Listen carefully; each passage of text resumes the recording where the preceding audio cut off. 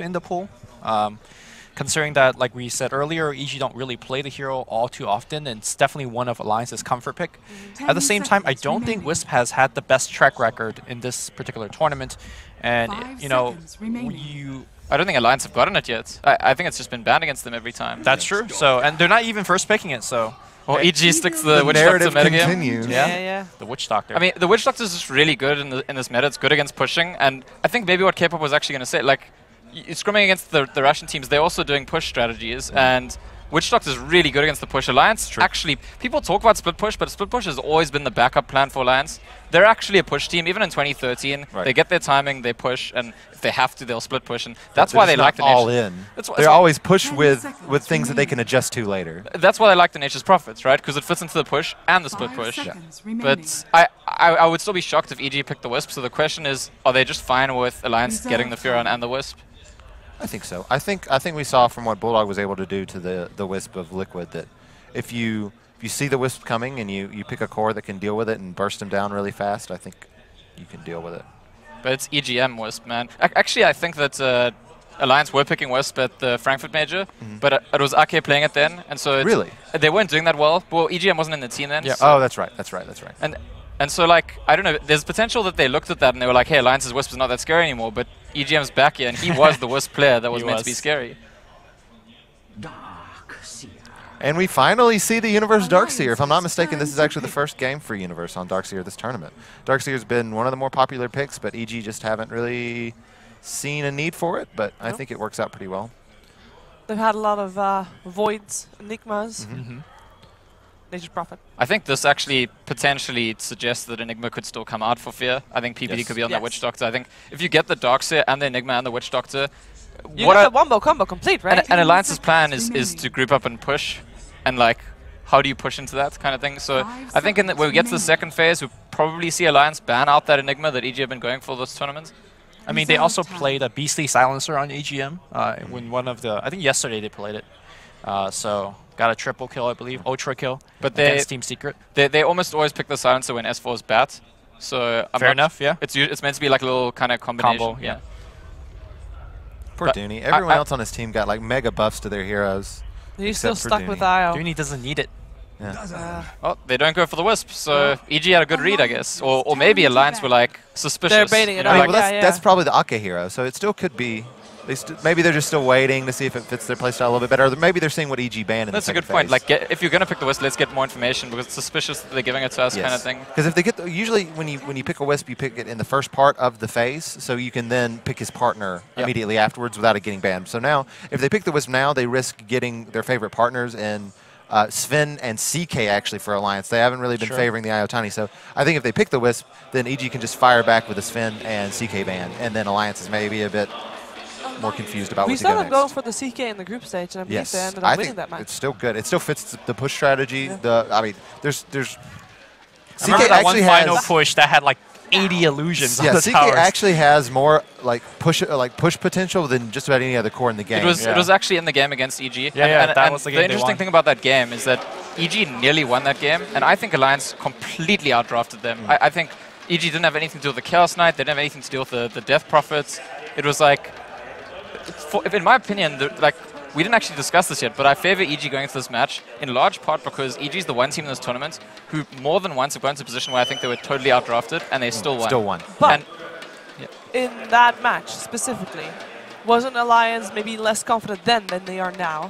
As you said, that played a big factor. Yeah, that's definitely possible. I mean, Alliance have had a lot of big victories since then, so that could also change the dynamic. But something that's interesting if we compare the heroes, I've been hearing a lot of people saying that Alliance are just playing the same heroes, and they kind of are, but there's important heroes they played at TI3 that they haven't picked at all now.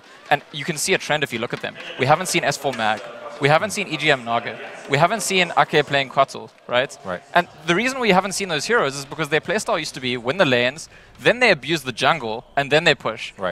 Abusing the jungle is not part of the plan anymore because stacking the jungle is not that efficient anymore. And so that actually forced Alliance to adapt slightly. You take advantage of the jungle just in different ways. It's with the Chen. Yeah, it's by picking a jungler, picking an offlaner that can take advantage of stacks, or not stacks, but of farming camps. Well, this is why PPD first bans Chen, because the best way they can abuse the jungle these days is with that hero. Well, also the Nature's Prophet can kind of do that to some extent because he's going to shift into the jungle when he wants to.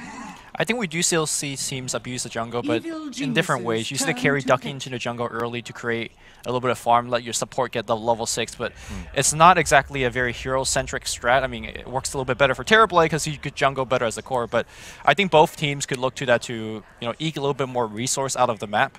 But as we go through the second phase of the ban, one of the heroes that I thought Alliance had a lot of success with was a Spectre, and it's taken out. I think Spectre in particular is very good against Witchstalker. I mean, Fear, when he channels those death wards, he's hiding in the trees. I like that. And Sorry. here comes the Jakiro. Support Jakiro at that too. Vacuum. I mean, Darkseer is off lane, right? Yeah. What if it's safe lane Jakiro? It can be a Loader or a Bulldog. I mean, well, yeah, it can't really be a Bulldog. It would have to be an Arteezy Jakiro. Yeah. I mean, Arteezy played Venge in this tournament, so I don't think it's. Not I don't a think it's. Jakiro, guys. It is not likely, but it is not outside the realm of possibility in my mind. 10 seconds I think that the best that EG have looked in this tournament has been Arteezy's on like a very hard carry, and it's actually more like Sumail's doing more tempo control to add to Universe. So I actually agree. This is 99% chance support Jakiro. Yeah, look, I would agree, but there's still a chance. Guys, they go back for the IO. Don't forget that Jakiro got 7 base damage buff this patch. Yeah. He's harassing like a king. So is that going to be the burst damage for the Wisp? Just attack him with Jakiro. Liquid fire. I mean, on top of that, Just to give one more tidbit to why it could possibly be an Arteezy Jakiro's. Arteezy has really been like really push focused so far this tournament. Like he's been getting a lot of his gold from taking down early towers and going for that, whether it's Lone Druid, Lycan, some of these other cores. So it's not crazy, I think, to think that they're just going for like a crazy like tower siege strategy. What I would think then, if that is the case, I would see Fear on the Jakiro. Darkseer, after he gets some levels, goes into the jungle, and Jakiro takes over the lane after he's level 5, has level 3 in his liquid fire against Dark. That's another good thing about the point for support Jakiro and how support Jakiro can actually work is being able to give him the lane. Yeah. That's actually very likely. It's something EG's done a lot in this tournament actually. They've sent Universe plus Fear into the offlane, and then Universe moves, usually when it's Nature's Prophet, but Darkseer could do something similar, right? Yeah. I actually think... Sorry, I actually think that all of these picks on EG's lineup, look at them carefully, and they're all good against Wisp. So we were asking, like, it's suspicious they let through the Wisp. They've thought a lot about which heroes they want against the Wisp. If you relocate into Vacuum or Cask or Ice Path, you're in trouble. You can't catch Queen of Pain with a relocate. Yeah. I'm excited just to see this mid Mid matchup. matchup, yeah, me too. The puck club, nothing but skilled involved, and there need to be a gentleman's agreement. All chat, no support roams. I would love to see that. I think people would pay to see that. I mean, it's one of those old school matchups as well, right? No wards mid, no high ground ward for anybody. Just pure skill. You can do that. I actually think that S4's pack. I mean, people talked a lot about the Weaver, but I actually think S4's pack won Alliance the first game yesterday. Okay. Because how many times do you see Alliance get into a team fight, and the reason they're winning the fights is because the enemy team is trying to kill Pac. Yeah. And S4 is just so confident, so good at, like, I'm low HP, but I'm going to live because I got all these, like, jukes and jibes, ninja plays. Look at that blue light, and then there's one headset that's orange that jumps out. That's really for Dutch, for Holland? I don't know. I was going to say for Fnatic, but they're not in. The difference, though, in that game was Puck was facing against very little disables. This game, you got a bit more. You got the Casket, you got the Ice Path. Still not exactly the most reliable stuff. Vacuum into Ice Path. Sure, that's nice. Sure. Of course, Queen of Pain might look into getting an Orchid, although Queen might get a defensive Yules for herself, against the Waning Rift. Also sets up the Jakiro Ice Path if they want to go in that direction. Who's the Arteezy here? Okay, so the banned the anti. It's the last hero, definitely. It's the last hero. Looney. Ooh, okay. So this is a very, I think this is very pushy. It's very pushy. It's very good against a relocate, like you said. Can you imagine you just relocate into the jungle, suddenly Eclipse greets you? Yeah. And more importantly, I'm also very worried about the lockdown of Alliance. You get Coil, and that's freaking it. Yeah. But this is my point. Like, Alliance often have these drafts where you can't see how they're meant to win the fight. And then it's because S4's Puck, and somehow he just like does these. Loader did it a bit yesterday on Juggernaut too, but it's usually the S4 Puck where I agree with you, Lumi, that they're going to have ways to lock down the Puck, but it's always a decision. If you try and focus Puck and you don't kill Puck, you usually lost the fight because of it. Is this a Wraith King? I think it's more likely to be CK. Because I think CK does pretty well ganking the Luna. They got a lot of AoE. They got a lot of AoE. That's true. They do I'm have a more ton comfortable of with the Wraith King here because, what we else? haven't seen a whole lot of Wraith. I mean, because the Juggernauts he's kind of out of. He's kind of out of Gyra's out. He's kind of He's Loda's kind got of out the of Slaughter heroes. still. Slaughter? No, they need way more damage. Slaughter can't give enough, I think. Yeah, that's also true. I think they're kind of backed into a corner here, and they might have to pick something suboptimal. I think they still might go for a CK even if it's a bad pick. Could they pick Lycan? I mean, that is. They could go Lycan. I don't know if it really fits the draft, but it is a hero loaded plays. Carry a Baden. No, even less damage. Let's not do that, please. Oh, well, we forgot about Terrorblade. Did they pick Terrorblade? Oh yeah. They got the the Wraith King Shiver. Look at that. Well, it Look was, as you mentioned, it was one of the only ones that was still left in the pool for... We're just going through loader heroes. I was going to do a TI3 Lifestealer throwback, but Lifestealer has not been seen at all. Lifestealer's not the hero. Let's not do that. Lifestealer's not the hero right now. Okay, guys, I want to hear from you. Who's got the better draft? Who's going to take this? Onward. EG. EG. Loda's uncomfortable.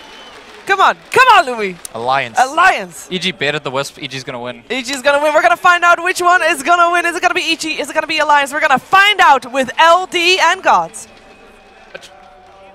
Here at Minsk Arena, the crowd is absolutely deafening and the game has not even begun yet.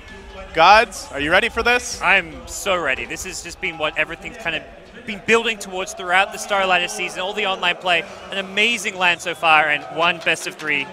We're going to find our champion. Well, whether or not the game works out for EG, you can definitely see that the preparation time has benefited them to game plan against Alliance. Here we go. The countdown is underway. It's time.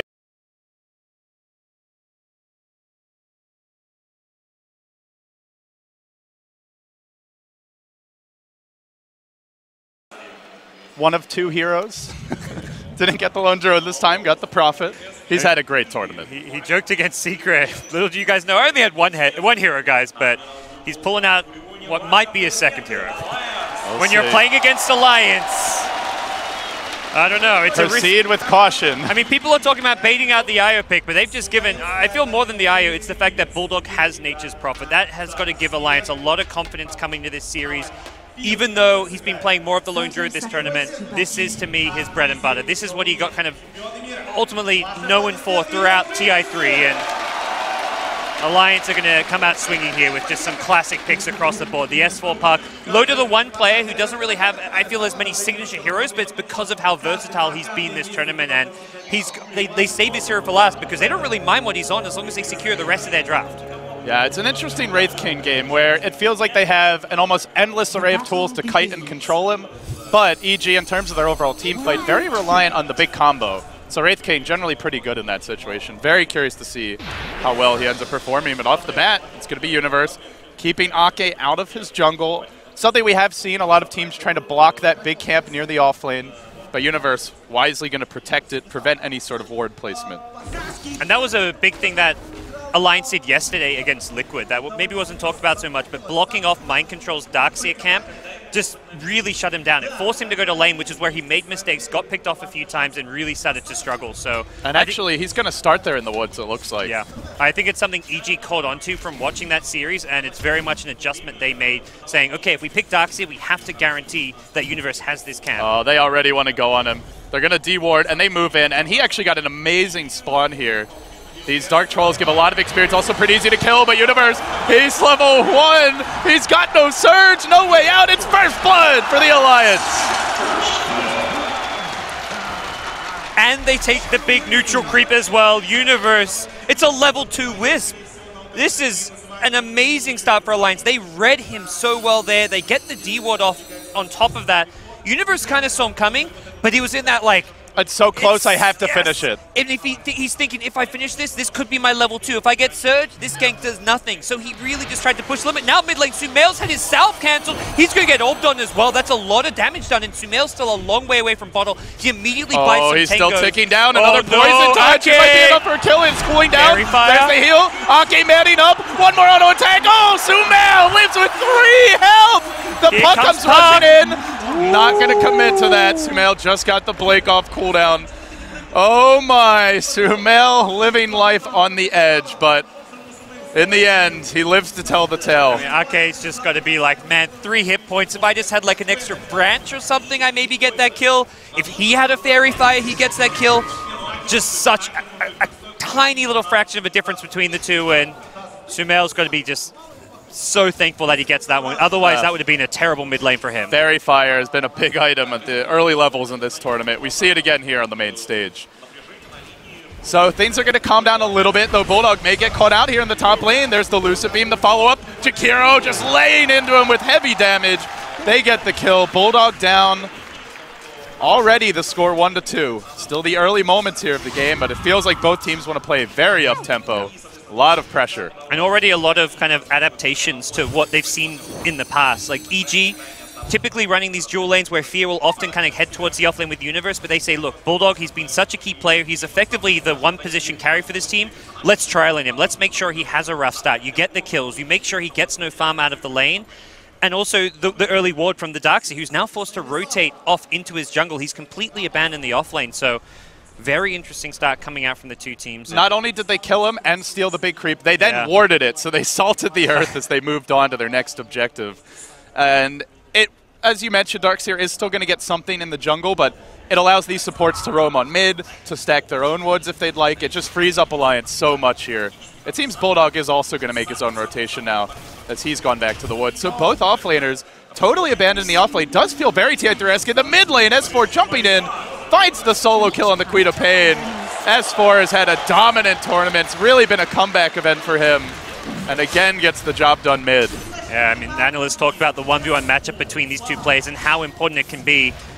And I feel even more so for Alliance because of the role S4 plays in this team, being the main tempo controller, the puck, the bat, whatever hero it's on, he's the one who kind of controls the pace of the game for Alliance. Him getting a solo kill just changes everything. And winning his lane is just going to be so important for Alliance now. And we'll see both teams kind of transition to an early Tier 1 tower push, neither of which is likely to be too contested. Bulldog's just trying to use the trees to keep it alive, and this does give S4 time to rotate in, and the creep wave being dragged off. He's almost level 6. This could be big. Very close in the bottom lane. Universe going to get caught out. The heal bomb's there. Nice body blocks. The orbs get the job done. Just watching S4 as it looks like any moment he could jump in. Has the coil now. And he's waiting for the opportunity. He could get Arteezy if he manages to hit the combo. Waiting for them to push it a bit further. Bulldog's like, I'll bait him in. They'll go at me. Just you wait. Oh, S4, time to make the move. Orb comes through. The coil's there. Arteezy with the quick TP out. Should be okay. PPD as well. Do they get anyone? Nope. Back to the fountain. Absolutely fine. While they're also trying to set up on Fear bottom. That bottom tower, gods, it's almost dead already. Yeah, Alliance, I don't think they were expecting EG to have the instant TP response to that play there. They will still get the Tier 1 tower without losing their top one, and that was just such a great play by Bulldog in the top lane with his treants to make sure that Tier 1 tower didn't have the creep wave on it. The treants just drew the aggro through the river, and as a result, Alliance don't take too much damage. Unfortunately for them, they don't get the money for the Tier 1 bottom tower, but it's still map control going their way. It's a lot of pressure on EG's shoulders right now. Man, Sumail, he's had a really rough time here on the Queen of Pain. Looking at his inventory, it's rather bleak compared to what S4's managed to assemble at this point. Still looking for the boots, does have the bottle.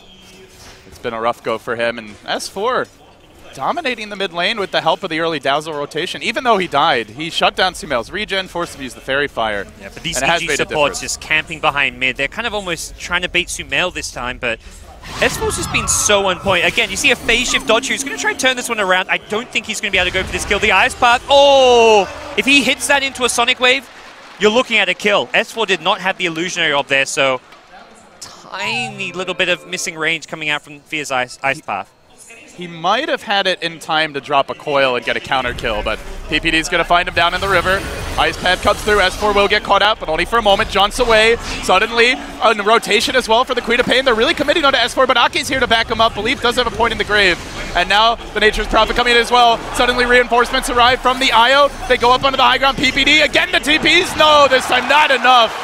EG thwarted in their efforts to just back away without punishment. They've been pressing a little bit here, and Alliance taking full advantage. And again, more D-wards coming out from Alliance. They have been completely on top of EG's wards this game, from the starting D-ward that the Darkseid put down at the bottom rune to this one here in the mid lane.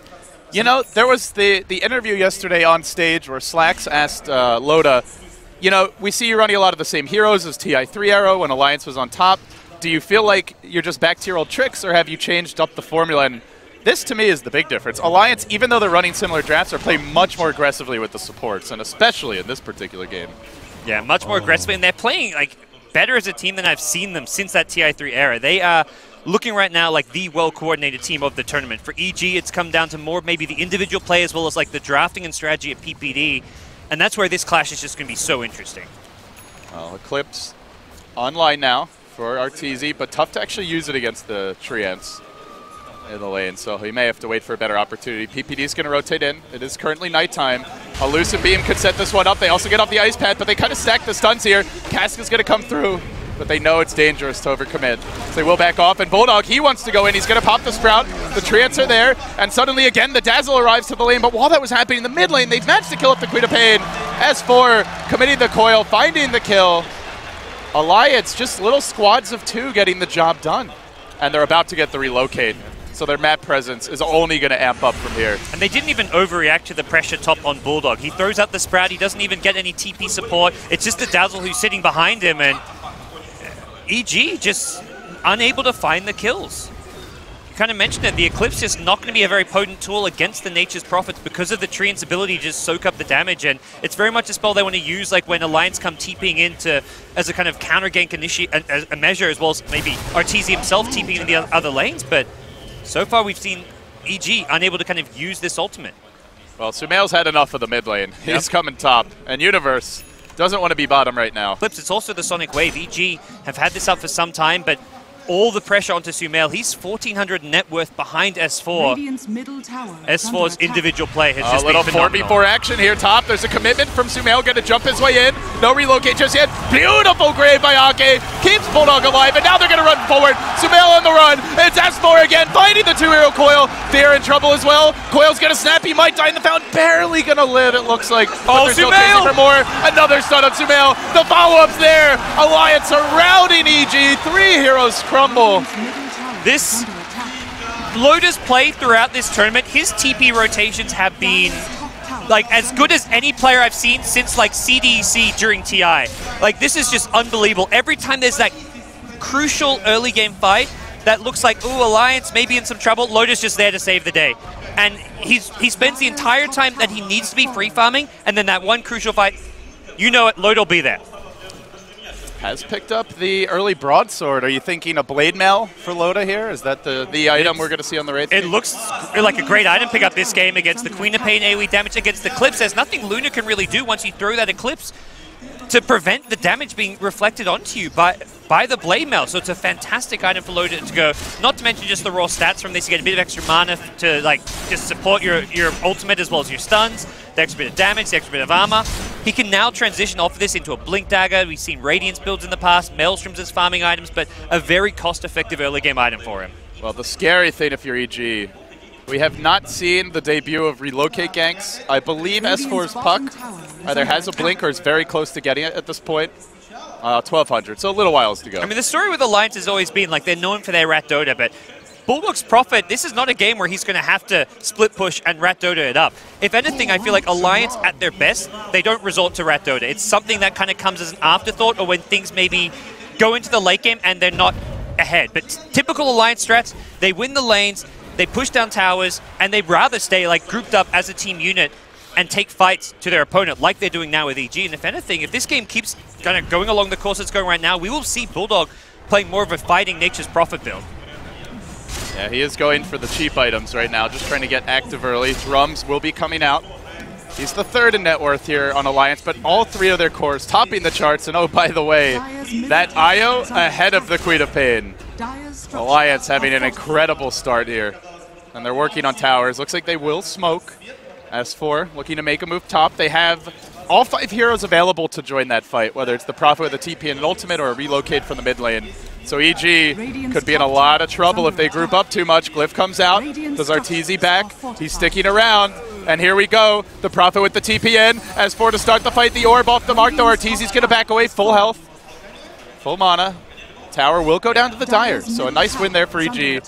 No good setup for the Puck. Yeah, hard if he Dream Coils, like we've seen before, Luna can just instant TP out. And unless Loda's there as well, you're not going to get that kill. Loda getting initiated on mid lane, but he's got the reincarnation. If they chase him too hard, that's where the Puck will just TP rotate, and suddenly EG will be in all sorts of trouble themselves. You can't try and take a team fight with Luna's Eclipse because of this Blade Mail right now.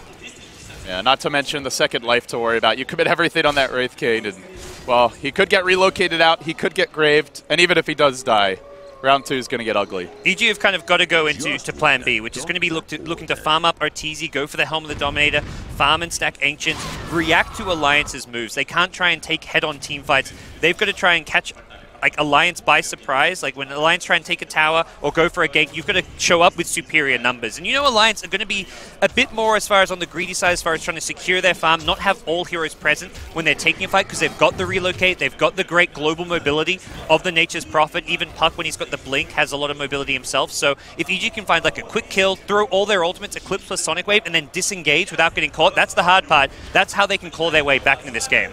Well, I mean, you mentioned superior numbers, and of course, that's always going to be tricky against this draft. They've got 3 heroes that can instantly join the fight from the IO and the Prophet, and then the Puck may have the blink soon, at which point 4 heroes that can potentially close the gap quickly is all tier 1s aside from the offlane towers are currently up here. Actually, the safe lane tower for EG also fell. This game just gets so tricky for Sumail. He's going to be going for what I can only imagine to be a Yule Scepter to try and defend himself against the newly purchased Puck Blink Dagger, which he knows is coming up any second now. But with Puck having a blink, Alliance could just snowball. It's not necessarily going to be the case. There was a game against Secret where, go back a couple of days, they got the like 12-minute Puck Blink. They had a Slardar with a 9-minute Blink Dagger. They couldn't find kills.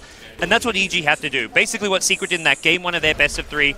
Alliance hits all their early game item timings. They get a farm bench, and then you don't give kills. Moving in on the mid lane. He's going to fight Sumail off the bat. PPD as well.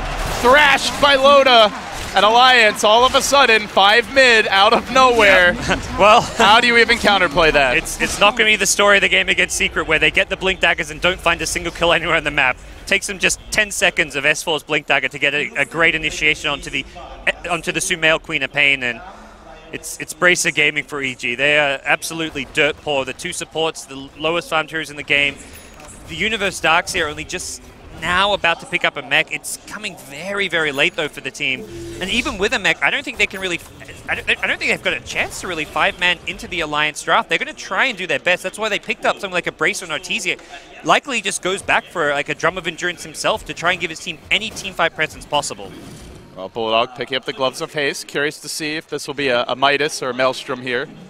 But has a decent amount of gold, whichever one he's going for now. And, oh by the way, Loda, 3,300. Yeah. It is Radiance time for the Wraith King. He's saying, EG, you guys are in trouble. You want to try and farm to the late game? Well, I'm going to secure my late game as well. And with the Radiance pickup, he'll be a huge teamfight threat, not to mention just have that ability to just push out waves, and farm. You know, you mentioned the Slardar game. They couldn't find ganks, but if you have a Radiance on your Wraith King, you don't really care that much if you find ganks. You are going to outfarm the opponent. And that's where I love how much Alliance learned from that loss when they had Slardar. They haven't changed Loda's playstyle. He's been doing exactly what he did on the Slardar, but it's not been on Slardar. It's been on heroes like Juggernaut, heroes like Sven, heroes like Wraith King that can also scale better into the late game than a Slardar can.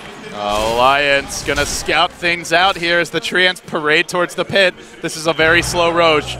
EG feeling a bit desperate to get something dumb. And they cannot continue. Yep. There is no chance. I think even Alliance themselves, they're not even following this one up. They're going to send one more Treant, but they're like, we don't even have to head that direction. There's no way EG with Roche half HP are going to continue doing it. All right, the Roche sneak didn't work. Time to smoke up again and go for the team fight. But the man they're going to initiate on here is the Wraith King if they want to jump him. With the IO in position to catch him out, to save him if necessary, pops the Blade Mail. There's the Tether relocate a bit on the early side. Are they going to counterplay this? I think Alliance will try and 5v5 this one. It was a short-range relocate. They've got to blow up the Wisp. Well, EGM is going to be pretty far forward, but S4 off the bat is going to find the pick. Brains down PPD. Now the 2 hero, well, the Ice Pen coming through, but not a very long duration one. And Alliance engage onto this. They catch out Arteezy. There's still no good opportunity here to pop the Eclipse. He's thinking about it, but he knows it would be a waste. So the Treants again save the day. Fear with the TP out attempt. Silence not in time. 3 have fallen. And Loda looking for a 4th. Universe. Oh, mid-stun animation there. Didn't quite have the range, but with that, Loda, looks like the Relic has just been purchased, inbound from the Courier. I mean, Alliance crushed that team fight with like 4,000 net worth of Wraith King, not even on his hero. He's currently at 8k net worth. Realistically, he has 4k net worth on his hero. Just treads Blade Mail. If he has a Blink Dagger there, it's a 5-man wipe. Not to say he should have a Blink Dagger. I much prefer what we're seeing here, but that just gives some perspective of how far ahead Alliance are right now. They can take a team fight like that with just all this kind of stored up gold that isn't even invested on their heroes just yet. Next time there's going to be a Radiance. After that, there's going to be the Blink Dagger.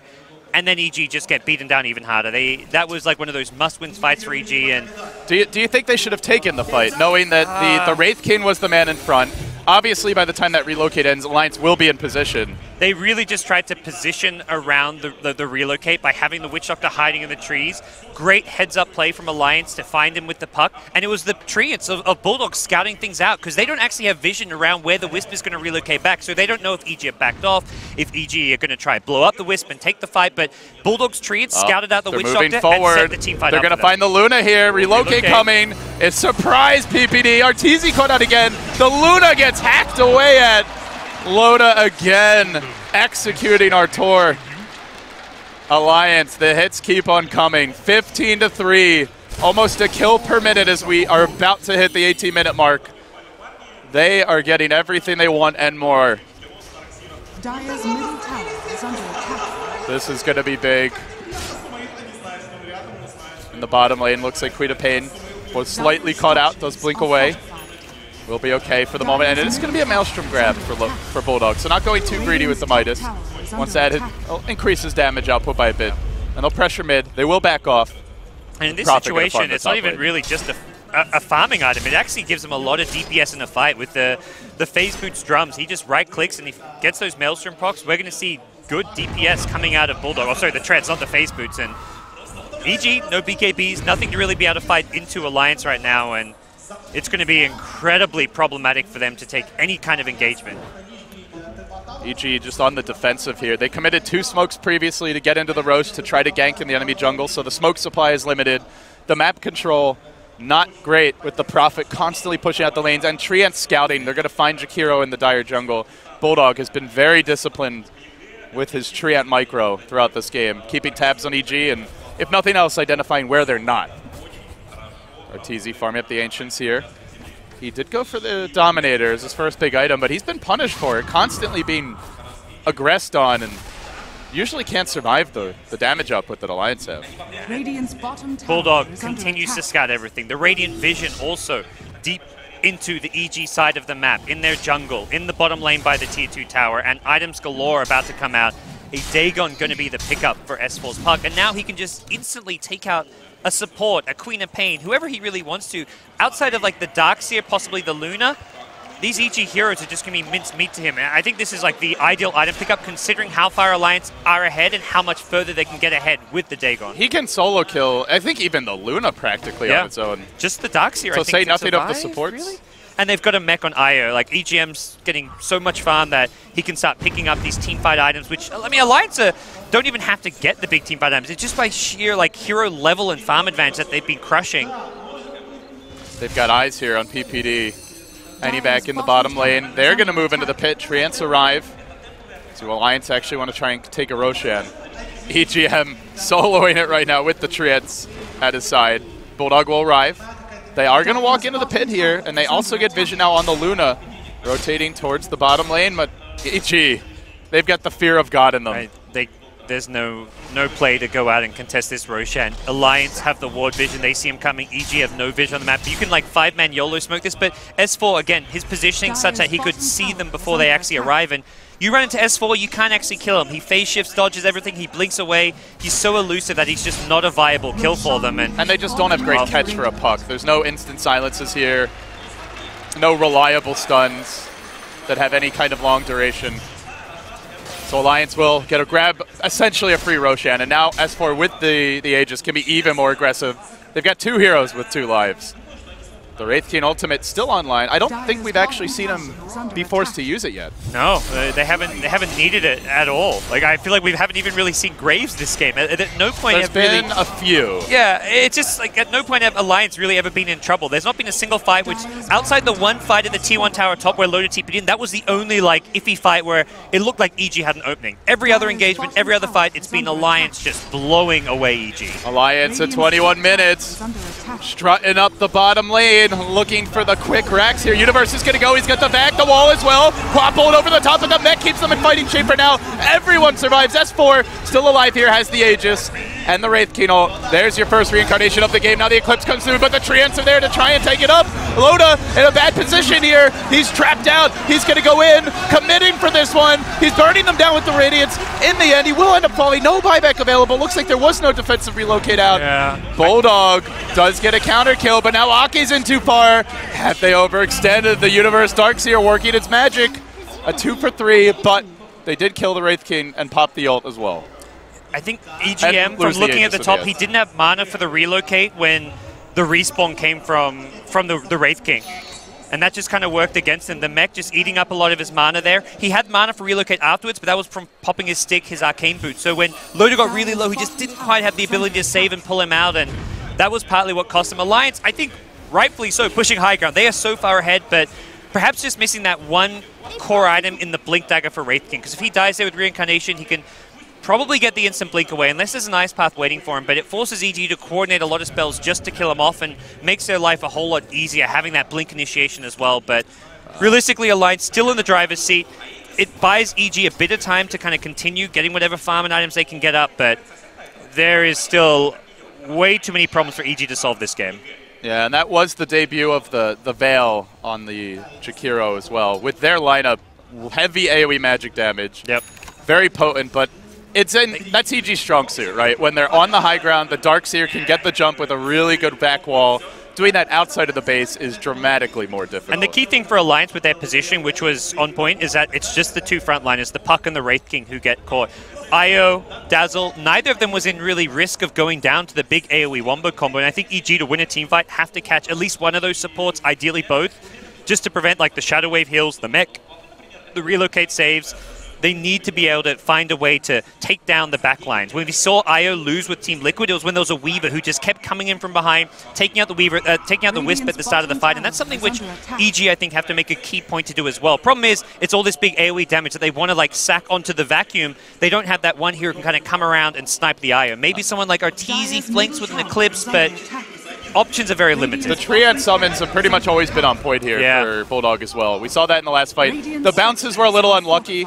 And quite a few beams ended up hitting the Wraith King, but the idea was there. EG, they did smoke bottom. S4, great map sense. Even pinged this out while they were still smoked. Hadn't revealed a thing. He knew that EG was likely headed this way, and they have counter-smoked. They're looking to make the jump. They commit onto Arteezy. Bursted, almost dead off the bat. Loda engaging here as well. He does have the Wraith King ult going. The Queen of Bane ult almost kills himself off as Arteezy pops the Eclipse. It's almost only hitting Triads. Again, Bulldog on point. PPD in danger now in the trees. There's the orb forward. S4 going to pick him up. 4 have fallen. Fear will be the last man down. They've slain the old man. They've wiped out EG, and Alliance are going to just charge their way down the bottom lane.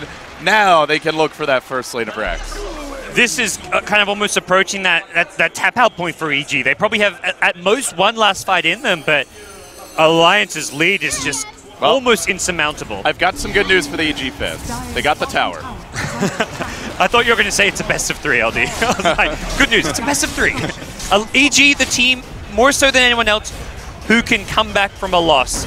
Like, pro players all across the board will say, you win, you go 1-0 ahead in the best of 3, you're normally feeling pretty good, pretty confident. The one exception is when you're versus EG. You get up 1-0 against EG and you're thinking, like, what's coming our way in game 2? What's coming our way in game number 3? And Alliance still thinking about game number 1 for now. They haven't sealed the deal just yet. They take a melee Rax in the bottom lane and playing things very cautiously, will back off and wait for their next, like, they're kind of the reset. The next level of items, wait for their ultis to come back up. The Wraith King Reincarnation still not online, and there's a few more items they can pick up. Even something as simple as like a Puck Dagon 5. His ability to instantly kill someone like the Luna just makes the fight so difficult. He almost solo killed the Luna at the very start of the fight.